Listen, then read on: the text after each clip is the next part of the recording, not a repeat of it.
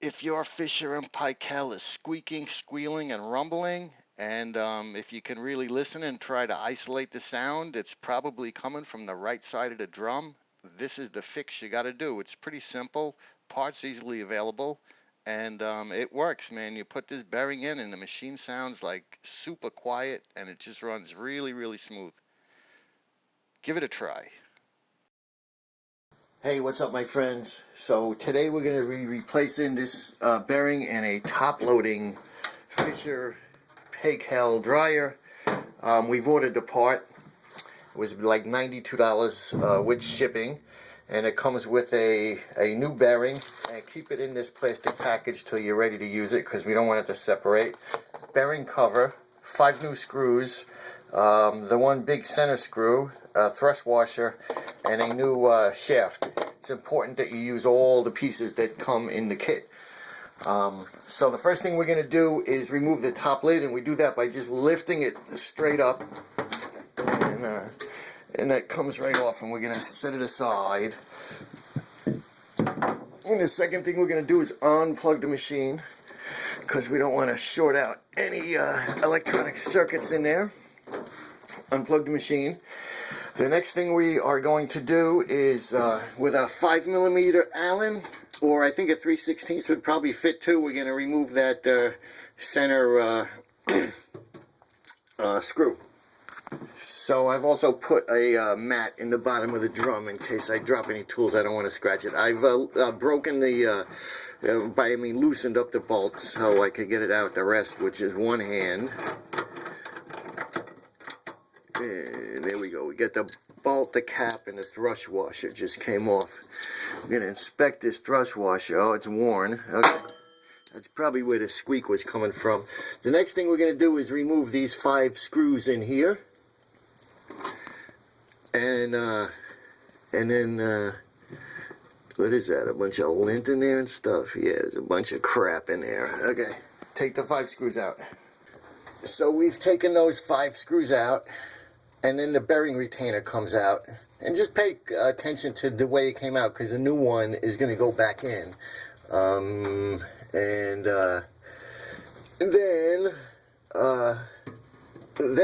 we, I think we lift this drum up a little bit. And I think we can take that bearing out of there. Let's try that. See if we get a camera angle on this for you guys. Okay. There we go. Okay, so I've lifted the drum up a little bit, and the bearing comes right out. Okay. Lift the drum a little, the bearing comes right out. And again, I'm putting everything down like in the orientation I took it out, so when I put it back together, we know what's going on. Now this shaft, we're going to replace this shaft. The old one looks pretty worn. Yep, it's all scuffed up and worn. Get a good shot on that. Anyway, so what we're going to do now is take these 2 plastic covers off, and you might need like a little sharp tool to get. We're going to get these 2 plastic covers off. There's one here and there's one over here, and take the 2 screws out, and we'll be able to lift the top up. We're going to reach inside. We're going to unplug the wire. It's over here for the panel board, for the display board. And then we're going to lift the whole cover up and set it aside. It's that easy. Take the top cover off. Okay, so I want to show you guys this. I took those 2 covers off and the 2 screws on each side. Now we just lift this top panel up. I've reached inside here and unplugged the connector from over here. I've unplugged the connector, and I took it out of the harness, one here and one here, so this wire is now just attached to the top. Now I'm going to reach back here and push in on these 2 tabs. There's one on each side, and then the top cover is going to lift off. I can't do it one-handed, so I can't show you that. And the reason we're doing this is we have to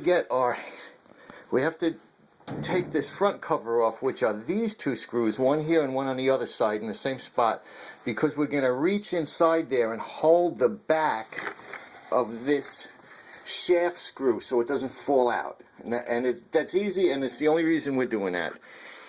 and I'll show you when we get right back to it. But so at this point, I'm taking the top cover off by those two white tabs in the back. I got to squeeze them and slip them out. I'm going to take out these two screws in the front to remove the front cover so that I can reach around to the back of the shaft bolt and hold it while I'm loosening it so it doesn't fall out when I put the new shaft in. Alright, so we've taken the two screws out of the front. Now I paid attention to this yellow and white wire, and I've unplugged it from the block over here to give me a little slack so that when I pull this front out, because that wire's a little tight, I don't want to strain it over there. On this side, I've able to like pull this back and push this side open enough that I'll be able to stick my hand in there. I'll be able to get a little more room when I got two hands to do it, but I'll be able to stick my hand in there to hold the back of this bolt in when I loosen that up. Put one hand behind to hold that bolt, and the other hand I'm going to loosen up. That is the shaft. The new one is right here. That's the shaft. We're going to take out the shaft and we're going to put the new shaft in while our hand is back there and tighten it up. And then we'll start putting everything back together. It's actually 22 millimeter.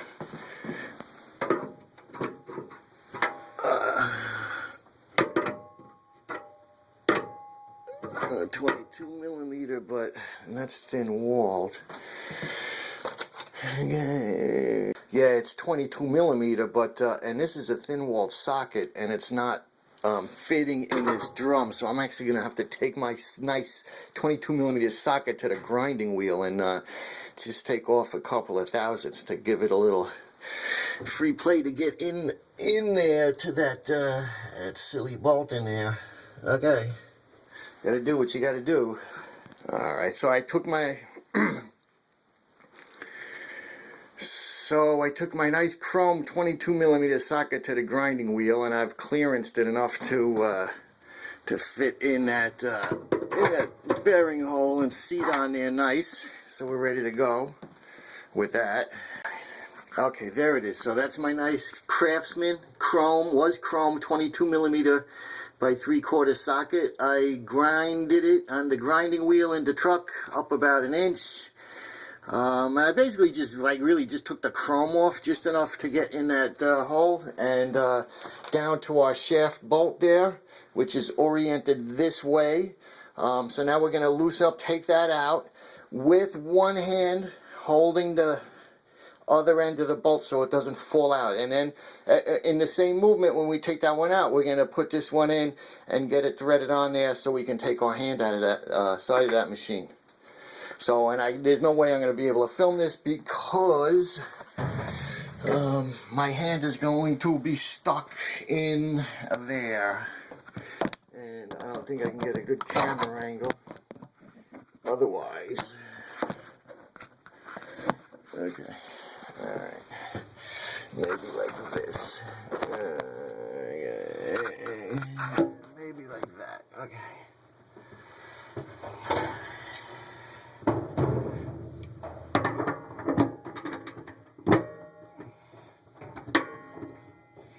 Okay, we cracked it.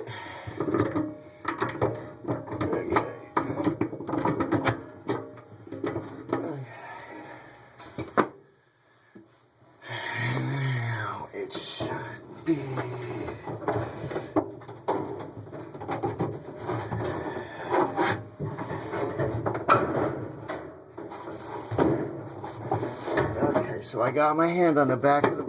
So that was a bit of an ordeal. We had to grind a 22 millimeter socket a little bit to clearance the diameter of that hole in the drum to get the bearing out. So I loosened up the side of the machine by pulling this front cover and got my hand back there to hold the back of the bolt. Removed the old bearing, put the new bearing in, tightened it up. Now we're ready to start reassembly and basically replacing all of those old parts with all the new parts in the drum, and it's basically a screw together thing at this point. We were careful not to scratch the bearing surface. Here's the old bearing. Let's see if we can get a good shot on that with the autofocus. It's definitely discolored. It looks cooked and worn. The top is very worn. Yep, definitely a burnt up bearing. So here's the other half of the bearing. Yeah, that's definitely a cooked bearing. Definitely worn on the inside there. I don't know if you could see with the autofocus, all those score marks in there. Okie dokie. Alright, let's start putting this all back together. These were some good shots of the toasted up old shaft. You can see the right side there is what the drum bearing rides on, and there's the drum bearing. You can see inside it's all scored up and worn out, and it's really shot. So this fix really helped this machine a lot. Alright, at this point we got the front cover back on. It kind of lift up like an inch and seat the bottom corners in.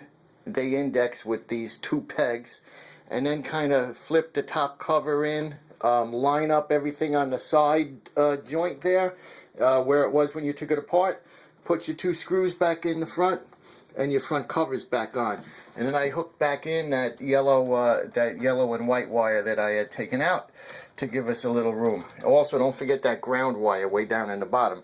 Now we're going to put the new bearing in. We're going to open it from the package. And we're not going to mess with the, clean it up. There's grease in it. Just leave the grease, leave everything the way it is. Separate that bearing retainer, but leave everything else. Then we're going to seat the bearing, and there's like 2 big holes and 5 little holes. The 2 big holes are for those rivets in the drum. So you orient the 2 big holes over the rivets, and the other 5 holes will line up.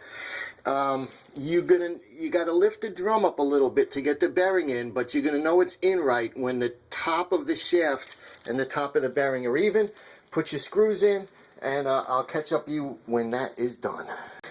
So we take the new bearing out of the package, and the center bearing will fall out. Actually, I got the retainer in now. The bearing will fall out, this bronze ball, if you're not careful. So try not to let it fall out. If it does, try to put it back in the same position it was. There's a dab of grease around it. It's special high performance, high temperature grease, so don't wipe it off. You got to lift the drum up a little bit to slide the bearing on, but you'll know it's seated correctly when the shaft is even with the side of the bearing. When the top of the bearing, that's the shaft there, and that's the bearing. When they're even, you're good. You line up the 2 big holes with the rivets, and then we put the beveled part of our bearing retainer on and line up the 5 holes with the 5 holes. And then we're going to put our new screws that they provided, our 5 new screws. Careful not to cross thread them. We're going to put our 5 new screws in, and we're going to put them in as tight as the old ones were when we took them out, which was decently tight. And make sure they're not cross threaded. And I'm going to catch up with you when that is done, and then we're going to put that thrust washer and the bearing cap on, and we're done. And then we'll put the display panel back on, and we'll put the lid on, and we'll check and see if it still freaking works after this. And this is the last of the 5 screws, and if I can show you how I like to check if it's not cross-threaded, is first I go, I'll stick it in with my fingers, and then I'll go like backwards, not tightening, loosing for a couple of turns, then I'll tighten it up, and that's the way I know it's not cross-threaded. And now in a cross pattern, just like wheel lugs, I'm going to tighten up these bearing retainer screws, and they were pretty tight. I think the instructions call for 7 foot-pounds, which is not like retarded tight, but it's pretty tight. But I don't have a torque wrench, so I'm just going to torque these down until they're seated, and then make sure they're snugged up. And that should be good enough for me. It's good enough for fisher&paykel.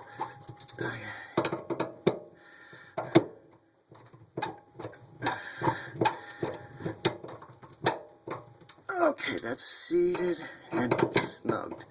That's seated and snugged. Seated and snugged. seated and snugged, and the last one seated and snugged. And now just double check them. 2, 3, 4, 5. Okay. Alright, that's done. Now we're going to need our Allen key and our thrust washer, our cap, and that last bolt they give us. Alright, so looking at the old one. Okay, so the thrust washer goes on that side there. Okay, flip it over, thrust washer.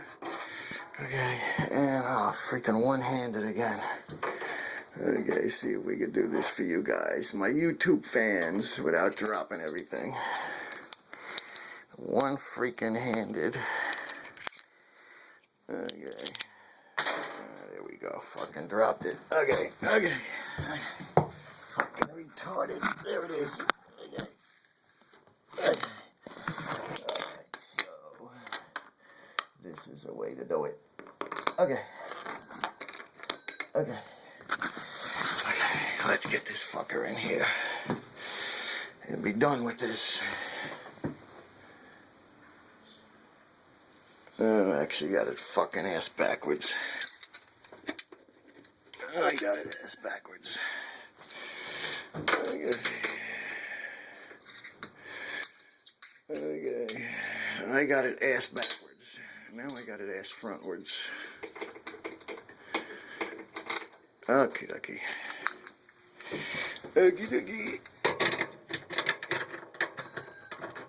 Okay, and careful it's not cross-threaded by making sure it's not cross-threaded. That goes in easy, we know it's not cross-threaded.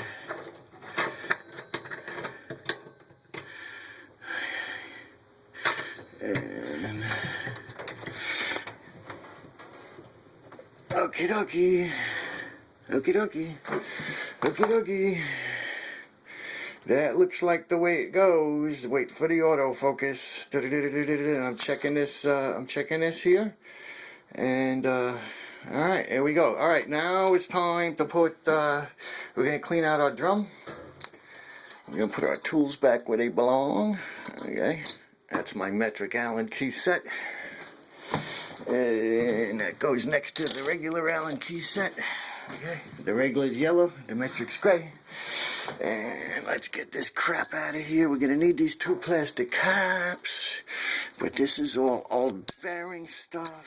We're going to leave for the lady to look at a toasted up bearing. Although she won't know what the hell it is. But we're going to leave it for her. Okay. Okie. Oh, and there's a whole bunch of metal shavings there on the Kleenex from the old bearing. Okay. Alrighty. Let's get this display panel on. We got to put the display panel. Alright. Okay, so we placed the hinges and we popped them in. I put my hand behind and I popped it in. Here, we got to put this in the loom. This is like for the sensor, for the display panel. It's the wire for the display panel. And it goes like in there. And then it gets plugged in. It gets plugged in here. Okay. I'm going to do that better with 2 hands, but I just want to show you guys. And then we close the top, and we put those 2 screws in. One and the one on the other side, and then the little plastic caps go on. We put our top back on. We tightened our screws. I wiped off all my greasy fingerprints. We're putting these plastic caps back in. We're going to put our lid back on, which we have safely stowed over here. And this just snaps on. And then we're going to test it and see if it works. Okay, the lid snaps down. Okay, we're going to plug it in. We got to get the plug is down there. Okay. plug it in. And there we go, it's 220. Okay, we're gonna hit our power button. And we're gonna hit our start button.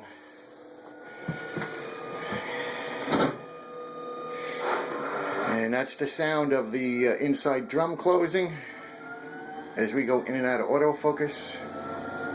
And there we go, it's starting to wind up. And that bearing sounds pretty good. It's not squeaking anymore. Oh, that machine sounds a lot better. Ah, the freaking autofocus. Oh, that sounds nice. That sounds nice. Oh, that machine sounds a lot better. Okie dokie. Well, I hope I helped you out on this fisher&paykel top loading Smartload machine, putting in the right side bearing. They call the something bearing. What do they call it? Part number 479332, kit drum bearing DX-1, quantity 1. So I hope I helped you out with that. If you like, give a thumbs up at least, sub if you want. I'm always doing handyman stuff. Comment, any questions, put in the comment box. And if you're not a YouTube subscriber yet, subscribe and make me the first channel you subscribe to. Alright, see you later. Old bearing. Toasted up old bearing.